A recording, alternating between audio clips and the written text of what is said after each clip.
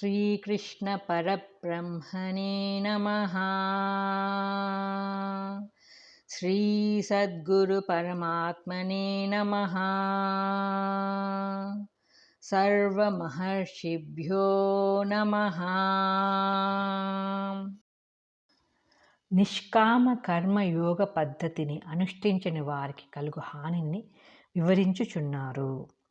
ఏ త్వేతదప్యసూయంతో నానుతిష్టంతి మే మతం సర్వజ్ఞాన విమూఢాంస్థాన్ విద్ధి నష్టాన చేతసః.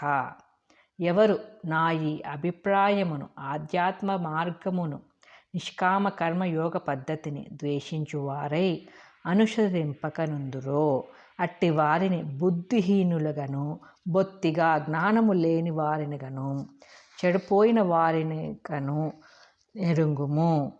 వ్యాఖ్య: భగవత్ ప్రోక్తమగు ఈ అనాసక్త కర్మయోగమును దైవ మార్గమును ద్వేషించువారు ఆసక్తితో కర్మలు చేయుచు దృశ్యవందే రమించుచుందురు. అట్టివారు కర్మబంధమున తప్పక తగులుకొని జనన మరణ రూపమగు ఈ సంసార ప్రవాహమున చిక్కుపడి నశించుదురు. వారు అటు బ్రహ్మమును గాని ఇటు కర్మమును గాని తెలుసుకొనని వారై అవివేకము వలన వినాశమును చేపట్టుదురు. ప్రపంచ జ్ఞానములు ఎన్ని కలిగియున్నను మహాపండితుడైనను భగవంతుని ఎడల భక్తి శ్రద్ధలు నిష్కామ భావము ఆత్మజ్ఞానము మున్నగునవి లేనిచో అతడు దైవ దృష్టిలో సర్వజ్ఞాన విమూఢుడే అగును. బుద్ధియున్నను లేనివాడే అగును. ఆ బుద్ధి నశ్వర దృశ్య వస్తువులందే మునుగుచుండును కనుక అట్టి వారి నొసట పతనము అను పదము వ్రాయబడి ఉన్నదని ఈ శ్లోకమున స్పష్టముగా చెప్పివేయబడినది. నష్టాన్ అను పదమునకు ఇదియే అర్థము. కాబట్టి భగవదుక్త మార్గమునే చేపట్టి భగవక్తి శ్రద్ధలతో నిష్కామ కర్మయోగాది పరమార్థ తత్వములను ఆశ్రయించుట అనుష్ఠించుట శ్రేయస్కరము. లేకున్న 3 గొప్ప అనర్థములు వాటిల్లగలవు. అవి ఏ సర్వజ్ఞాన విమూఢత్వము, బుద్ధిహీనత్వము, వినాశము.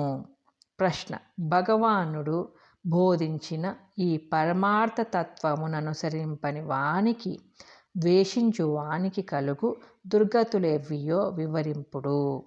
ఉత్తరము: బొత్తిగా జ్ఞానము లేకుండుట, బుద్ధి చెడిపోవుట, సంసార కూపమున పడి నశించిపోవుట. ఈ ప్రకారముగా మనుజుడు తన విద్యుక్త కర్మములను నిష్కామముగా ఆచరింపగా పైపెచ్చు కర్మలన్నిటినీ త్యజించి వేసి ఊరుకున్నచో కలుగు నష్టమేమియో వచించుచున్నారు.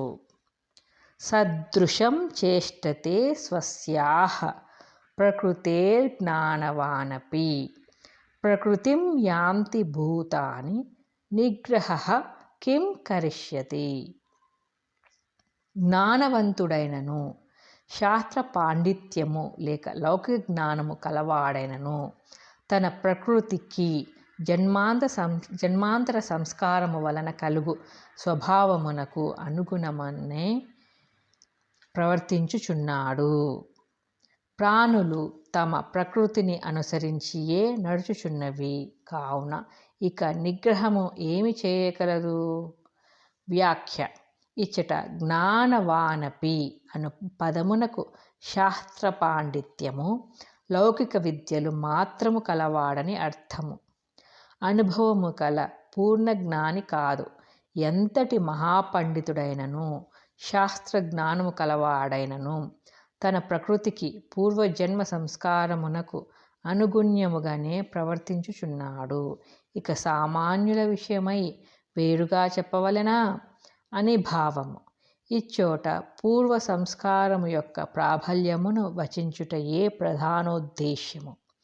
అంతియే కాని నిగ్రహము యొక్క నిరుపయోగత్వము వివక్షిత్వము కాదు. కాకున్న మరుసటి శ్లోకములోనే తయోర్న వశమాగచ్చేత్ ఇంద్రియములకు లోపడక వానిని నిగ్రహించవలెను అని ఏల చెప్పవలసి వచ్చును. గీతాశాస్త్ర ప్రారంభము నుండి భగవానుడు దుష్ట సంస్కారములను నిరోధించుడు, కామమును పారద్రోలుడు, క్రోధమును అరికట్టుడు, ఇంద్రియములను నిగ్రహించుడు అని ఇట్టి ధోరణిలోనే బోధించుకొనుచూ వచ్చిరి. అట్టితరి ఈ ఒక్కచోట మాత్రము నిగ్రహము వలన ప్రయోజనము లేదు అని వచించుదురా? కాదు. జన్మాంతర వాసనల యొక్క సంస్కారముల యొక్క దృఢతర శక్తిని గూర్చి వర్ణించుచు అట్లు చెప్పవలసి వచ్చినది అంతియే. ప్రతివాడును తన ప్రకృతిని అనుసరించి వర్తించుచు ఇక కర్మబంధము నుండి విడబడుట అతడికి ఏమి చేయవలెనో ప్రశ్నకు సమాధానమును చెప్పుచున్నారు. ఇంద్రియస్యేంద్రియస్యార్థే రాగద్వేషౌ వ్యవస్థితౌ తయోర్న వశమాగచ్చేత్తౌ హ్యస్య పరిపంతినౌ. ప్రతి ఇంద్రియమునకును దాని దాని విషయములందు శబ్దాదులందు రాగద్వేషములు ఇష్టానిష్టములు ఏర్పడి ఉన్నవి. ఆ రాగద్వేషములకు ఎవరునూ లోపడకూడదు. అవి మనుజునకు ప్రబల శత్రువులు కదా. వ్యాఖ్య: క్రిందటి శ్లోకములో వచించినట్లు మనుజుడు తన ప్రకృతికి అనుగుణ్యముగానే వర్తించుట సహజమైనను పురుష ప్రయత్న బలముచే ప్రకృతిని జయించుటకు వీలు కలదు అను పరమ సత్యము ఇచ్చట చెప్పబడుచున్నది. ఇంద్రియములు శబ్దాది విషయములందు ఇష్టానిష్టములు రాగద్వేషములు కలిగి ఉన్నవి. అవి ముముక్షువునకు పరమశత్రువులు. అవి అనేక జన్మల నుండి జీవుని హృదయ క్షేత్రమును ఆక్రమించుకొని అధికారమును కొనసాగించుచున్నవి. ఇప్పుడు సద్గురూపదేశముచే ఆ శత్రువులను తరిమివేసి ఆత్మ సామ్రాజ్యాధిపత్యమును తిరిగి సంపాదించుకొనుచున్నారు. ఆత్మవిచారణ, భక్తి, వైరాగ్యము, నిష్కామ కర్మాచరణ మున్నగు వాని ద్వారా అక్కార్యమును సాధించవలెను. అట్లు సాధించు వరకు జీవునకు శాంతి ఉండదు. ఏలయనిన శత్రువు ఊరిలోనున్నచో ప్రమాదము, ఇంటిలోనున్నచో ఇంకనూ ప్రమాదము, హృదయములోనే ఉన్నచో ఎంతటి మహాప్రమాదమో ఎంతటి అశాంతియో వేరుగా చెప్పవలెనా? కావున ఆ రాగద్వేషాది అంతఃశత్రువులకు లోపడక దైవిక పరమపురుష ప్రయత్నముచే వానినెట్లైనను పరాజితమునర్చివేయవలెను. పూర్వజన్మ దృష్ట సంస్కారము, ఇహజన్మ పరమార్థయత్నము అను రెండును రెండు పొట్టేళ్లవలె యుద్ధము చేసుకొనుచున్నవి. అందు ఏది బలవత్తరముగా నుండునో అదియే జయించును. కాబట్టి ఆధ్యాత్మిక పురుష ప్రయత్నమును ద్విగుణీకృతమునర్చి తయోర్న వశమాగచ్చేత్ అని భగవానుడు ఆదేశించిన విధముగా ఆ రాగద్వేషములకు తలయొగ్గక హృదయ కుహరము నుండి వానిని దూరీకృతము చేసివేయవలెను. పూర్వజన్మ సంస్కారము బాగుగా లేదే అని శోకించిన లాభము లేదు. అది ఎట్లైన నుండుగాక పౌరుషేణ ప్రయత్నేన యోజనీయా శుభే పథి అని వశిష్ఠ మహర్షి పలికినట్లు ఇప్పటి పురుష ప్రయత్నముచే ఆ పాత శక్తులను హతమార్చి మనస్సును శుద్ధ మార్గమున పెట్టవచ్చును. శ్రీకృష్ణ భగవానుడును గీతయందు ఆ ప్రకారమే హెచ్చరిక చేయుచున్నారు. ఓ జీవులారా, మీ మీ దుష్ట సంస్కారములకు లోపడుకుడు. ప్రయత్నపూర్వకముగా వానిని నిర్జించి ఆత్మ సామ్రాజ్యమును చేపట్టుడు. భగవానుని ఆ ఆదేశమును ఆలకించి ముముక్షులెల్లరూ తమ అంతఃశత్రువులకు రాగద్వేషాదులను జయించి పరమశాంతిని పడయుదురు కాక. ప్రశ్న: ఇంద్రియముల స్వభావము ఏమి? ఉత్తరము: విషయములందు రాగము ద్వేషము కలిగియుండుట. ప్రశ్న: మోక్షాపేక్ష కలవాడు ఆచరించవలసిన విధానమేమి? ఉత్తరము: ఆ రాగద్వేషములకు లోబడక పరమ పురుష ప్రయత్నముచే వానిని జయించి వేయవలను. అవి మనుజునకు ప్రబల శత్రువులు. స్వధర్మాచరణ ద్వారా అట్టి రాగద్వేషరహిత స్థితికై యత్నింపవలనని వచించుచున్నారు. శ్రేయాన్ స్వధర్మో విగుణః పరధర్మాత్ స్వనుష్ఠితాత్ స్వధర్మే నిధనం శ్రేయః పరధర్మో భయావహః. చక్కగా ఆచరింపబడిన ఇతరుల ధర్మము కంటే గుణము లేనిదైనను తన ధర్మమే శ్రేష్టమైనది. తన ధర్మమందు మరణమైనను శ్రేయస్కరమే అగును. ఇతరుల ధర్మము భయదాయకమైనది.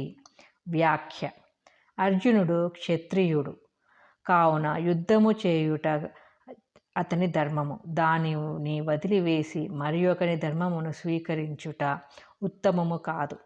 స్వధర్మమగు యుద్ధమునందు మరణించినను అతనికి శ్రేయస్కరమే. పరుల ధర్మమును ఆశ్రయించుట భయదాయకమైనది. ఈ శ్లోకమునకు మరి ఒక చక్కని అర్థము చెప్పవచ్చును. స్వధర్మః ఆత్మ సంబంధమైన ధర్మము, ఆత్మప్రాప్తికి కలవలసిన సాధనములు. పరధర్మః దృశ్య సంబంధమైన ధర్మము, శబ్దాది విషయ సౌఖ్యములు, ప్రాపంచిక భోగములు మొదలైనవి. ఆత్మప్రాప్తికై ఒనర్చబడు సాధనలు, వ్రతాదులు ప్రారంభములో ఒకంత ప్రయాసకరములుగా తోచినను వానిని వదలరాదు. అట్లే విషయ సౌఖ్య సాధనలు సులభముగా లభ్యమైనను వానిని చేపట్టరాదు. ఏలయనిన అవి జీవుని దైవ విముఖునిగా చేసి నరకమున పడద్రోయును. కావున మహాభయప్రదమైనవి.